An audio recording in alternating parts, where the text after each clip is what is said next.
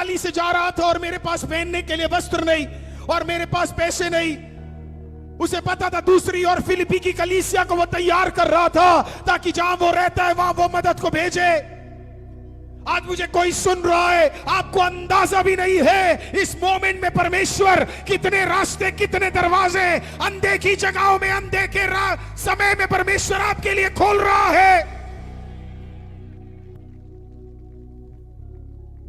On all corners परमेश्वर आपके लिए रास्तों को तैयार कर रहा है। आपको एहसास नहीं है, काश जिस दिन हमें यह एहसास हो जाए कि हमारी आराधना में स्वर्ग खुलता है, उस दिन हमारी आराधना बदल जाएगी। जिस दिन हमें यह एहसास हो जाए मेरे घुटने टेकने पे आमीन स्वर्ग खुलता है, उस दिन मेरा प्रार्थना का लेवल बदल जाएगा।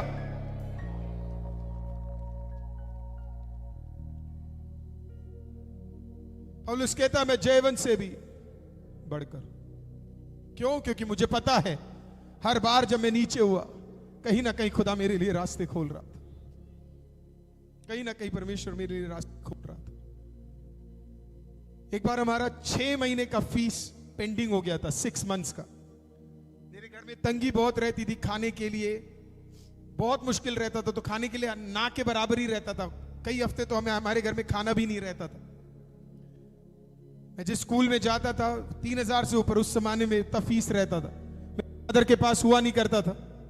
तो एक बार 6 महीने बाद मेरे स्कूल में मेरा प्रिंसिपल मुझे बुलाता है और इस प्रकार से बोलता है कि हम तुम्हें स्कूल से निकाल रहे क्योंकि तुमने स्कूल का फीस पे नहीं किया करके।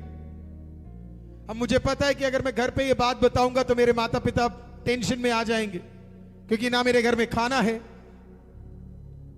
पहनने के लिए प्रॉपर वस्त्र नहीं है, मुझे पता है मेरे घर पे पैसा नहीं है। तो मैं क्या करता था प्रियो, मैं हर दिन जब मुझे ये पता लगा तो उन्होंने जब मुझे निकाल दिया स्कूल से, तो मेरे स्कूल के बगल में एक होटल हुआ करता था उस जमाने में जिसका नाम था विक्रम होटल। तो उस होटल के सामने एक पार्क हुआ करता था। तो मेरे माता पिता को दिक्कत ना लगे, जल्दी स्कूल से चला गया तो उन्हें डाउट होगा, तो मैं क्या करता था 2 बजे छुट्टी होती थी तो मैं 2 बजे तक उस पार्क में बैठा करता था। फिर डीटीसी बस लेकर मैं अपने घर जाता था। हर दिन मेरे पापा मुझसे पूछते थे कैसा चल रहा है वहां पे स्कूल में, सब पढ़ाई कैसी चल रही है। मैं बोला बहुत बढ़िया। 1 दिन बीत गया, 2 दिन बीत गया, 3 दिन बीत गया, 4 दिन बीत गया, चलते रहे। फाइनली 18 दिन बीत गए, 18 डेज बीत गए। 18 दिन बाद, 18 दिन के बीच में 13वें दिन 13th डे मैं एक दिन उस होटल के सामने पार्क में बैठा था।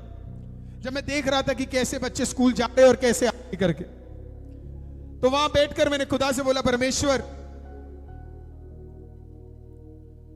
ये में से कोई भी प्रभु आपको जानता नहीं है, लेकिन मैं आप जानता हूं, उसके बावजूद मैं यहां बैठकर क्या कर रहा हूं, रो रहा हूं और मेरे लिए रास्ते नहीं खुल रहे। आंसू बहाकर मैंने उस दिन खुदा के सामने प्रार्थना किया, पर प्रभु क्योंकि प्रभु है उसने मुझे उत्तर उस दिन नहीं दिया। 14वें दिन भी नहीं दिया, 15वें दिन भी नहीं दिया, 16वें, 17वें, 18वें दिन भी प्रभु ने उत्तर नहीं दिया। 18 दिन बाद मेरे स्कूल का लेटर मेरे घर पे पहुंचता है, मुझे पता ही नहीं है। मैं घर पहुंचता हूं, मेरे फादर पूछते कैसा था स्कूल, मैंने कहा बहुत बढ़िया। बोला कैसे था पढ़ाई, बने बहुत बढ़िया। क्या पढ़ाया, मैंने सब बता दिया। पापा ने कहा लेटर निकाला और मेरे को दिया और बोला कि तू झूठ बोल रहा है, पिछले 18 दिन से तू स्कूल नहीं गया। बोला तू 18 दिन कर क्या रहा था। मैंने अपने फादर को बोला मैं आपको बोल ही नहीं सकता था कि मैं छूट गया, क्योंकि मैं घर की अवस्था को जानता हूं, मैं आपको दुखी नहीं करना चाहता था। मेरे फादर ने कुछ नहीं बोला। वो 18th डे था प्रियो। मेरे फादर की आदत है सुबह सुबह अर्ली मॉर्निंग उठना। तो जब 19वां दिन आया, मेरे फादर सुबह 4 बजे उठे दुआ करने के लिए। तकरीबन 5:30 बजे हमारे घर पे एक घंटी बजी। जल्दी से मेरी मदर और मेरे फादर गए और उन्होंने दरवाजा खोला। जब दरवाजा खोला तो एक प्रभु के दास, क्लास 1 गेसेटेड ऑफिसर है वो, उसके साथ साथ वो सेवा कर रहे, वो सामने खड़े, उनका नाम अंत्रियोस है, सामने खड़े। वो अंदर आए। मेरे फादर ने पूछा इतने सुबह पादरी साहब आप यहां पे कैसे? तो उन्होंने बोला नहीं मुझे आपसे मिलना था। वो अंदर आए, उन्होंने बोला पास्टर, मेरे फादर को देख के बोला इसे मैट डालो, थोड़ी देर दुआ करते हो। तो मेरे फादर ने बोला अब भी दुआ करके उठाओ पादरी साहब।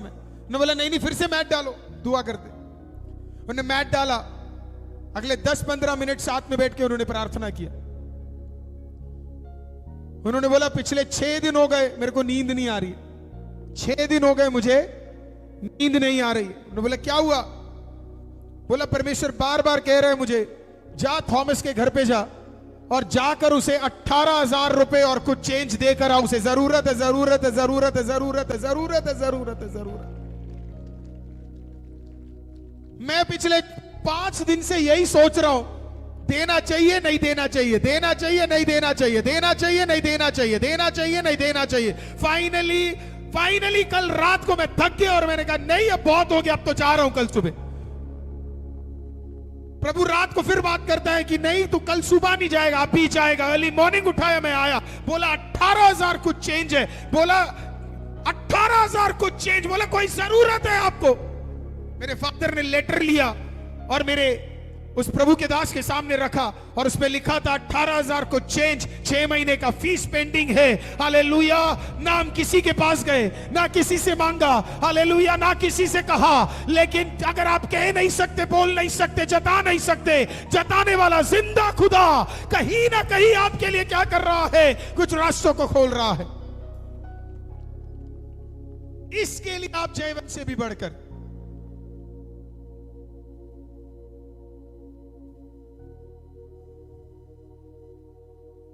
आपको लग रहा होगा कि मेरे आंसर आज क्यों नहीं आए? किसने कहा आपका आंसर नहीं आया? मैं कह रहा हूं जिस दिन पहली बार आपने दुआ किया, आंसर आपको उसी दिन प्रभु ने तैयार कर दिया था। अमृतसर के किसी कोने में, नहीं तो दिल्ली के किसी कोने में, नहीं तो किसी घर के अंदर परमेश्वर ने किसी से ऑलरेडी बात करना शुरू कर दिया है। बस वो उत्तर तेरे तक पहुंचने का देरी है, उत्तर खुदा ने पहले ही दे दिया है। आप कहोगे पास्टर कहां लिखा बाइबल में? दानियल को देखो, दानियल कहता, दानियल के पास गब्रिएल स्वर्गदूत आकर कहता पहले दिन ही तेरी प्रार्थना को सुन ली गई थी, वो तो हमने देरी कर दी, हमने देरी कर दी, हमें रुकावट मिल गया, नहीं तो उत्तर तो पहले दिन ही खुदा ने दे दिया था। मैं आपको कह रहा हूं आपके प्रार्थना के कई उत्तर, मैं नहीं जानता कौन से मंडल में, लेकिन खुदा ने ऑलरेडी दे दिया है। कुछ जगह पे तो खुदा ने लोगों को तैयार कर दिया आपके लिए। और जिस दिन कहानी आएगी आपके पास, वो भी बताएंगे 5 दिन से हमें नींद नहीं आ रही थी, 10 दिन से हमें नींद नहीं आ रही थी, 1 महीने से हमें नींद नहीं आ रही थी। तब आप कनेक्ट करके देखोगे तो आपको पता लगेगा जिस दिन तू आंसू रोया, कहीं किसी के घर के अंदर परमेश्वर काम कर रहा था। आपको अभी भी समझ नहीं आया, मैं फिर से कोशिश करता हूं समझाने के लिए। हर दिन परमेश्वर एक प्रभु के दास को खाना खिलाता था। कौवा खाना लेके आता और नाले का वो पानी पीता, फिर कौवा खाना लेके आता और फिर नाले का पानी पीता। ऐसा 3-3.5 साल तक चलता रहा। एक तरफ कौवा आया, खाना दिया, पानी पिया, चलता रहा 3-3.5 साल तक ये चलता रहा। अचानक एक दिन नाले का पानी सूख गया, अचानक एक दिन कौवा आना बंद हो गया। हे प्रियो, अगर तेरे नाले का पानी सूख रहा है और तेरा कौवा आना बंद हो गया है, इसका मतलब तेरा सीजन बदलने जा रहा है। अब कौवे वाला सीजन नहीं है और नाले वाला सीजन नहीं है। कोई है विश्वास करने वाला? है लोगों, तुम मत रो कौवे के नारे से, मत रो नाला बंद होने से। जिंदगी भर नाले का पानी नहीं पिलाएगा। और लोग रोते, अरे मेरा बंद हो गया रास्ता। किसने कहा तेरा बंद हुआ है? अरे टैप बदल गया है, टैप बदल गया है। Praise the Lord। मैंने कहा जब इधर झिल रहा है मतलब उधर कुछ हो रहा है, अगर उधर कुछ हो रहा है तो इधर कुछ हिल रहा है। तुम यहां आराधना करोगे, कहीं और खुदा कुछ करने जा रहा है। हालेलुया।